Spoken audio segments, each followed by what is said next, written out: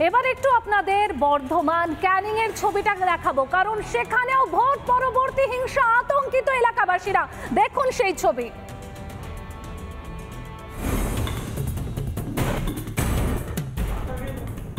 বর্ধমানে বিজেপির জেলা অফিসে হামলার অভিযোগ উঠল তৃণমূলের বিরুদ্ধে। একদল দুষ্কৃতী বাইকে করে এসে ইট লাঠি নিয়ে হামলা করে বলে অভিযোগ। বাইক বাহিনী মদ্যপ অবস্থায় হাতে লাঠি, হাতে বন্দুক এবং ইট পাথর নিয়ে এসে আমাদের মন্দিরে যেসব কর্মীরা আক্রান্ত আছে এখানে এসে আক্রমণ করা শুরু করে দিল। তৃণমূল কংগ্রেসের লোকেরা ছিল, তার প্রত্যক্ষ প্রমাণ সিসি ফুটেজের মধ্যেই পেয়ে যাবে। গাড়ি ভাঙচুর হয়েছে, একটা আরটিআর গাড়ি সাদা রঙের আর জেলা সভাপতি গাড়ি, দুটো গাড়ি মোট ভাঙচুর হয়েছে। আহত হয়েছে দুজন, আমাদের আহত হয়েছে, তাদের মানে চিকিৎসার জন্য পাঠিয়েছি আমরা বর্ধমান মেডিকেল কলেজে। একদম মাথায় লেগেছে, একজনের এখানে কাঁধে লেগেছে, দুজন আহত হয়েছে। ঝামেলা অশান্তির খবর ছড়িয়ে পড়তেই বিজেপি পার্টি অফিসের সামনে মোতায়েন করা হয়েছে পুলিশ ও কেন্দ্রীয় বাহিনী। আক্রমণ নিয়ে পাল্টা সাফাই তৃণমূলের গলায়। পুলিশ নিশ্চিত যে ওদের যে গোষ্ঠীদ্বন্দ্বটা পরিষ্কার, জলের মতো পরিষ্কার, তাই আমার নিশ্চিত মনে হয় নিজেদের মধ্যেই এই কোন্দল। কোতলপুরে বিজেপি কর্মীদের হাত কেটে মাথা ফাটিয়ে দেওয়ার অভিযোগ তৃণমূলের বিরুদ্ধে। পাশাপাশি বিজেপি কর্মীদের বাড়ি ভাঙচুরের অভিযোগ তৃণমূলের বিরুদ্ধে কোতলপুর ব্লকের কোয়ালপাড়া বেড়ার পার এলাকাতে। আর ওই মাথাও ফেটে গেছে কয়েকজনের।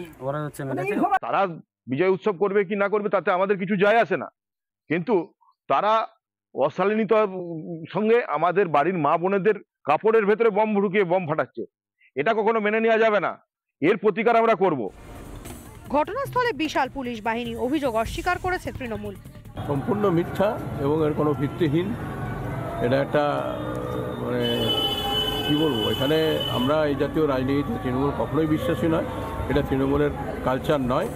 ভোট পরবর্তী হিংসায় উত্তপ্ত ক্যানিং। আইএসএফ নেতার বাড়ি লক্ষ্য করে বোমা ও ঘর ভাঙচুরের অভিযোগ শাসক দলের বিরুদ্ধে। ক্যানিং থানার ইটখোলা অঞ্চলে গড়খালির ঘটনা। আমরা ভাত খাচ্ছি, তখন এসে ছুটপাড়া বাড়ি করে এসে বোম মারলো। বোম মেরে আমাদের ঘরে জানালাগুলো কাঁচে বাড়ি মারলো, বাড়ি মেরে কাঁচগুলো ভেঙে গেছে। এবার এই গিরিলি ইট মেরেছে। শাসক দলের লোকেরা এসেছিল, এসে করি বলে ওই জন্য। তবে সমস্ত ঘটনার কথাই অস্বীকার করেছে ক্যানিং পশ্চিমের বিধায়ক পরেশ রাম দাস। রশিদ জমাদার প্রথম কথা আমরা চিনি না, এক। দ্বিতীয় কথা হচ্ছে যে তার বাড়িতে ঘর ভাঙচুর হয়েছে কিনা আমার অজানা। এই মাত্র আপনাদের কাছে খবর পেলাম। আমি চাইব যারা আমাদের কর্মী আছে বা যারা আমাদের নেতৃত্ব আছে সবাই শান্তি বজায় থাক।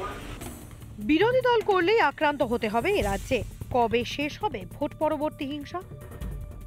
রিপাবলিক বাংলা। আর জেলা সদর মানে জেলার সমস্ত গুরুত্বপূর্ণ খবর।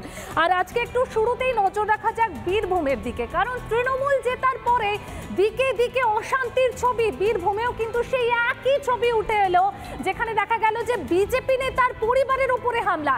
আর অন্যদিকে আপনাদের একটু মুর্শিদাবাদের ছবিটাও দেখাবো। সেখানে অভিযোগ কি উঠে আসছে যে বিজয় উৎসব পালন করা হচ্ছিল, আর সেই বিজয় উৎসবে বাজি ফাটানোকে কেন্দ্র করে তৃণমূল সিপিএম এর মধ্যে সংঘর্ষের পরিস্থিতি তৈরি হয়।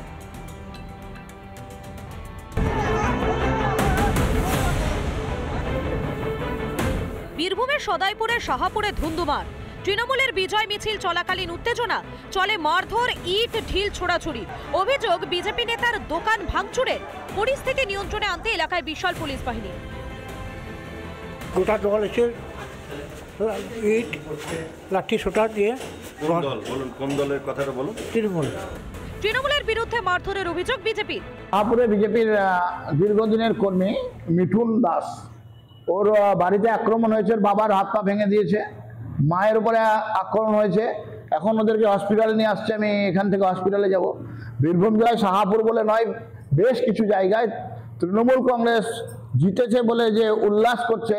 প্রশাসনের কথা ছিল যে কেউ বিজয় মিছিল করবে না। শাহপুরের একটা বিজয় মিছিল হয়েছে, যদিও এটা দলের কোনো নির্দেশ নেই যে বিজয় মিছিল করতে হবে। কিছু স্বতঃপ্রণোদিত মানুষ এই জয়কে আনন্দে পরিণত করে তারা বিজয় মিছিল করেছে একটা, এবং সেখানে উভয় পক্ষের মধ্যে ইট ছোড়াছুড়ি হয়েছে। কে আগে ইট ছুড়েছে, কে পরে ইট ছুড়েছে, সেটা একটা তর্কের ব্যাপার। তৃণমূলের বিজয় উৎসবে বাজি ফাটানোকে কেন্দ্র করে ধুন্ধুমার। তৃণমূল সিপিএম সংঘর্ষে উত্তপ্ত মুর্শিদাবাদের রানীনগরের মালিবাড়ি। সংঘর্ষের ঘটনায় দুপক্ষের আহত অন্তত 8 জন।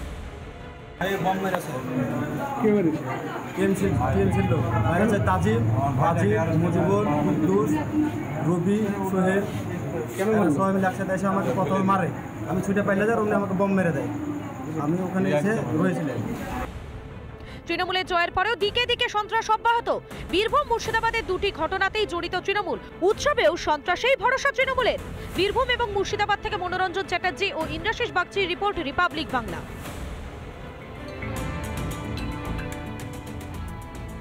ভোট মিটে গেছে, ফলাফলও বেরিয়ে গেছে, আর তারপরে দিকে দিকে অশান্তির ছবি আপনাদের একটু কোচবিহারের ছবিটা দেখাবো, এবং তার পাশাপাশি আমি দেখাবো আপনাদেরকে বিভিন্ন জেলার ছবি, যেখানে কিন্তু দিকে দিকে অশান্তির ছবি উঠে আসছে। কোথাও জানা যাচ্ছে কি যে না বিজেপি নেতা ও তার পরিবারের ওপর হামলা করা হচ্ছে, কোথাও আবার বিজেপির যে দলীয় অফিস সেই দলীয় অফিসে ভাঙচুর করা হচ্ছে, আর কোথাও আবার দেখা যাচ্ছে যে দোকান ভাঙচুর করা হচ্ছে। অর্থাৎ ফলাফল প্রকাশ হতেই জেলা জুড়ে সন্ত্রাসের ছবি দেখুন।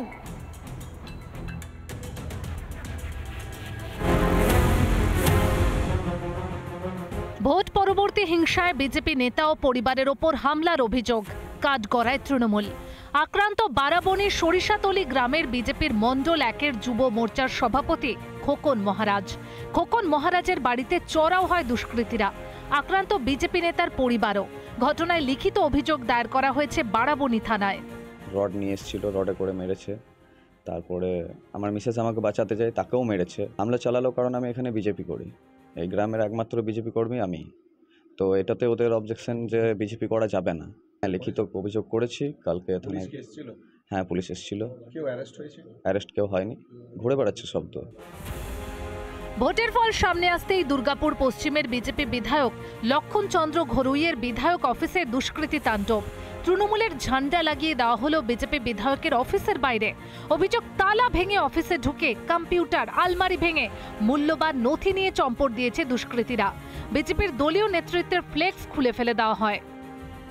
তৃণমূলের যে কালচার, তারা নীতি আদর্শ বোঝে না। তারা দলটা করতে এসছে চুরিজামারি করতে, কারবানি তুলতে, তোলাবাজি করতে। তাই ভাবেন না কোথায় হাত দিচ্ছি। এই জায়গাটার স্থান কি? এই বিধায়ক শুধু লক্ষণ ঘড়ুই শুধু বিজেপির নয়, লক্ষণ ঘড়ুই বিধায়ক তৃণমূল, সিপিএম, কংগ্রেস সকলে বিধায়ক। সকালে মানুষ আসেন, আমি সার্টিফিকেট দিই, মানে সমস্যা কথা শুনি। কোচবিহার শহরের বেশ কিছু বিজেপি কর্মীর দোকান ভাঙচুরের অভিযোগ তৃণমূলের বিরুদ্ধে। অভিযোগ রাতের অন্ধকারে প্রাক্তন বিজেপির জেলা কমিটির সদস্য শেখর সরকারের দোকানে ভাঙচুর চালায় দুষ্কৃতীরা। তার অভিযোগ তিনি বিজেপি করেন, তাই তৃণমূলের দুষ্কৃতীরা এই ঘটনা ঘটিয়েছে। পাশাপাশি এই বাজারের পেছনেই রয়েছে একটি দিঘি। সেই দিঘির পাড়ের ফুটপাতের দোকানগুলোকে ভেঙে পুকুরে ফেলে দেওয়া হয়। আতঙ্কের মধ্যে রয়েছে এলাকার ব্যবসায়ীরা। রাত্রি 10টা করে দোকান বন্ধ করে বাড়ি যাওয়ার পরে সকালবেলায় শুনতে পারলাম যে আমার দোকানপাট ভাঙচুর করা হয়েছে এবং লুটপাট করা হয়েছে। কি কারণে এই ঘটনা? না, আমি বিজেপি করি, এর জন্য। সমস্ত সাজানো কথা, বানানো কথা। বিজেপির প্রার্থী হেরে যাওয়ার পরে হারের লজ্জাটা ঢাকার জন্যই নিজেরাই ভেঙে চলে তৃণমূল কংগ্রেসের নামে দোষ চাপিয়ে মানুষের দৃষ্টিটা অন্যদিকে ঘোরাতে চাইছে। ভোট পরবর্তী অশান্তি হাওড়ায়। জগৎবল্লভপুরে আইএসএফ কর্মীর দোকান ভাঙচুরের অভিযোগ শাসক দলের বিরুদ্ধে। ইছানগরী এলাকায় গত রাতে 1 নম্বর গ্রাম পঞ্চায়েতের পক্ষ থেকে একটি বিজয় মিছিল বের করা হয়। অভিযোগ এরপর গভীর রাতে আইএসএফ কর্মীর অস্থায়ী দোকান ভেঙে একটি নয়াঞ্জলিতে ফেলে দেওয়া হয়। আইএসএফ করছি বলে হয়তো করেছে, তাছাড়া আর দিন কেউ করে না। রাজীব কেন করবে? ক্ষতি হলো তো বটি, ক্ষতি তো হলো বটি।